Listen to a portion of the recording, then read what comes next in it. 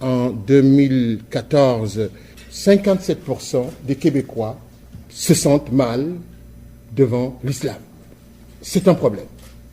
Quand on entend parler de l'islam, l'islam se présente à nous comme étant une infraction, un malaise, un problème dans la société.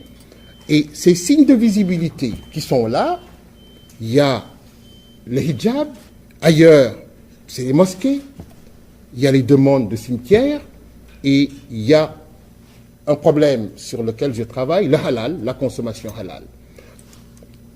J'ai souligné un élément. L'islam aujourd'hui est un islam diversifié, un islam pluriel. Il n'y a pas une communauté musulmane, il y a des communautés musulmanes. Il n'y a pas seulement les Arabes qui sont des musulmans. C'est un islam qui est présent au Québec, et l'islam diversifié du Québec est différent de l'islam d'ailleurs dans le reste du Canada. Ailleurs dans le reste du Canada, il y a des groupes, un groupe particulier qui domine. Ici, nous avons un islam éclaté, diversifié. Nous avons des Arabes, nous avons l'islam de l'Afrique subsaharienne, nous avons des Pakistanais, nous avons des Indonésiens, nous avons des Turcs, et donc l'islam est un islam pluriel. Nous, on a bâti la mosquée, on a acheté l'immeuble et on a informé personne, on a demandé de subvention à personne. On était 3, 4, on n'avait pas 5 cents dans notre poche. On est allé chercher des marges de crédit personnelles et on a dit on ne veut pas être affilié à aucun groupe musulman, à aucun pays, à aucune ambassade. On va faire un islam de la région. On a décidé de venir s'installer et vivre ici. C'est un très beau coin du monde, une très belle région. On est bien. Le monde sont sympathiques, sont agréables, c'est du monde du cœur. Et on a dit, si on reste ici, ben on a besoin d'une mosquée. Comme M. Fall a dit, on est là pour rester. On est des Québécois, on est des Canadiens. C'est notre place ici, c'est avec vous, avec les gens ici. Puis nos enfants, ils vont rester. Puis comme les enfants de toute nouvelle génération d'émigration, ils vont être des musulmans québécois, canadiens. Et il faut trouver une façon de se connaître et de connaître l'un l'autre. On n'est pas si différents que ça. On est presque à la limite pareil. Mais il y a des petites subtilités, des petites approches religieuses qui font ce qui est le charme de la diversité humaine. C'est dans ce sens-là qu'il faut prendre cette diversité-là. À la suite du vandalisme qu'on a eu en septembre 2013, il y a eu une déferlante virale, il y a eu l'écho dans les médias sociaux, ça a été repris même dans l'information internationale. Et la mosquée de Chicoutimi est une mosquée plus connue à l'extérieur que les autres mosquées de Québec ou les mosquées de Montréal. Il y a quelque chose d'intéressant dans la région et je suis en train d'écrire un livre sur l'installation de l'islam au Saguenay-Lac-Saint-Jean. Il y a 2 mosquées qui sont très visibles au Canada, les plus visibles. Vous savez, il y a eu une mosquée qui est partie de Winnipeg, qui a fait 4500 kilomètres pour aller dans le Grand Nord. C'est la mosquée d'Inavut. Et Radio-Canada a fait un reportage sur cette mosquée-là. Ces 2 mosquées-là sont les 2 mosquées les plus connues au Canada. Il y a un travail de fond qui est en train de se faire dans la région sur l'islam. Le premier ouvrage à paraître sur la mort musulmane en immigration, ce n'est pas à Montréal, c'est ici, à l'UQAM. Le premier livre à sortir sur le halal, la consommation halal et l'économie du halal, ce n'est pas sorti à Montréal, c'est à l'UQAM. J'ai quitté le Liban en 1978. Je suis allé 1 an en France et je suis venu en 1979 ici. J'avais à l'époque 25 ans. C'était en pleine guerre civile au Liban. Je vous dirais que c'est inhumain d'imposer à une population ou à des groupes ou à des pays la souffrance que ces pays-là vivent depuis des années. Et on a vu ce qu'on a appelé le printemps arabe. toute la déconfiture des régimes et des sociétés arabes. Ce qui se passe en Libye maintenant, c'est une catastrophe humaine. Ils ont voulu faire ça aussi en Tunisie. Ils ont repris le modèle au Yémen, maintenant en Syrie, maintenant en Irak, et ça finit plus. Je veux juste vous citer un exemple.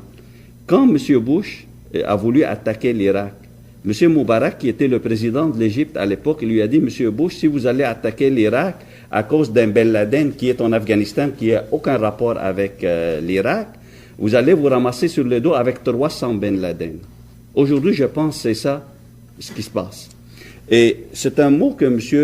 Fan m'en a parlé à l'extérieur, que la communauté musulmane, au fond, est une communauté éclatée. À part les chiites qui ont comme référence l'Iran, et religieusement et politiquement presque, la communauté sunnite, qui sont 90% des musulmans, qui sont à peu près 1,5 milliard, même plus sur la terre, il n'y en a pas un seul leader religieux, un pape, qui les réunit. Donc, oui, il y a une communauté musulmane éclatée, en plus qu'il y a des pays et des cultures différentes qui ont la religion musulmane.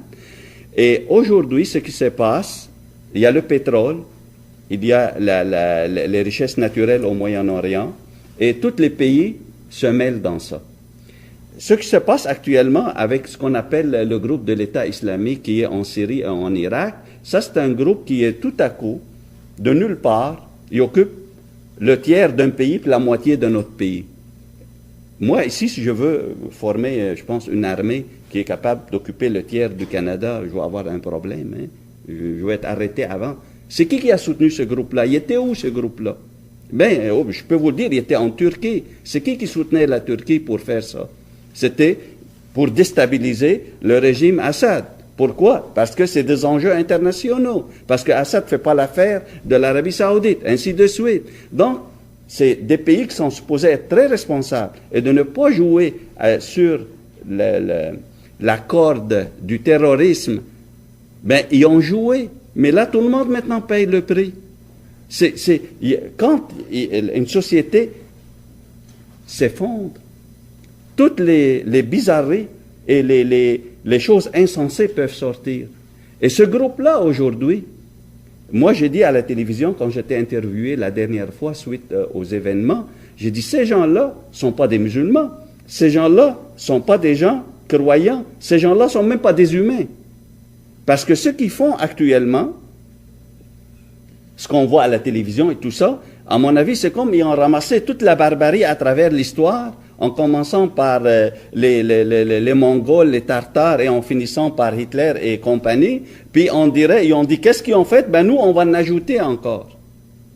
Mais ça, moi, je veux vous dire, l'exemple que j'ai retenu depuis mon enfance, c'est quoi l'islam et c'est quoi les autres religions et c'est quoi l'humain. C'est mon père. J'avais à peu près 8-9 ans. Et je marchais dans les rues de Tripoli, au Liban, et il a rencontré un prêtre catholique. Il l'a salué, puis avec respect, plus qu'il faut, et il lui a dit, monsieur le respecté. J'ai dit à mon père, j'ai dit, c'était pas juste. Le imam, tu lui dis pas monsieur le respecté, tu dis monsieur tel. Pourquoi tu as dit au prêtre catholique, monsieur le respecté? Il dit, parce que tu vas voir, les chrétiens, les catholiques sont une minorité dans notre ville. Donc, comme ces gens-là, ils vivent avec nous, et c'est un homme de Dieu. Les hommes de Dieu, il faut les respecter, il faut les montrer un respect. C'est comme ça, moi, j'étais élevé. Donc, quand je suis arrivé ici dans la région, j'ai vu la société québécoise, j'ai regardé, je dis ça, c'est comme nous autres, il n'y a pas de différence. C'est ça que j'ai dit, que quand on veut regarder l'éducation, la religion qu'on a héritée. Aujourd'hui, ce qui se passe, ce n'est pas la religion islamique. Ce n'est pas les musulmans, à travers le temps, à travers le Coran, à travers la tradition islamique et à travers les conseils du prophète et des imams notables et la jurisprudence islamique. Ça, c'est des groupes politiques qui font les jeux des uns et des autres et qui veulent le pouvoir, qui veulent montrer qu'ils sont les plus coriaces, les plus barbares ou les plus je sais pas quoi, mais c'est toujours dans des buts politiques, économiques et pouvoir. Mais l'islam n'a rien avec ça. Il faut accepter que l'islam doit accepter d'être dans une réinterprétation, une réécriture de l'islam en fonction de l'époque actuelle. C'est cet islam figé qui aujourd'hui arrive à s'imposer, c'est cet islam conservateur violent qui aujourd'hui arrive à être le plus visible. Alors, cette relecture de l'islam, cette acceptation que l'islam doit subir une lecture qui l'amène à son essence, j'ai l'impression que l'islam a été figé par certaines communautés musulmanes, par certains pays, qui sont des pays dominants dans le monde musulman, alors que le message du Coran est un message de mouvement. Quand on lit le Coran, et ce n'est pas seulement le Coran, mais dans les autres textes religieux, il y a de la violence comme il y a de l'humanisme. Il y a de la violence comme il y a de la solidarité. Alors, je crois qu'il y a eu des époques, il y a des énoncés qui sont des énoncés qui font penser à de la violence. Il faut comprendre que le message premier de l'islam était un message qui nous appelait au fur et à mesure que la société avance de s'inscrire dans la démocratie, l'égalité, l'humanisme et la solidarité. Il faut aujourd'hui que cet islam, qui selon moi est le vrai islam, que cet islam trouve des porte-paroles et des relais pour bien s'imposer, ce qui n'est pas le cas aujourd'hui.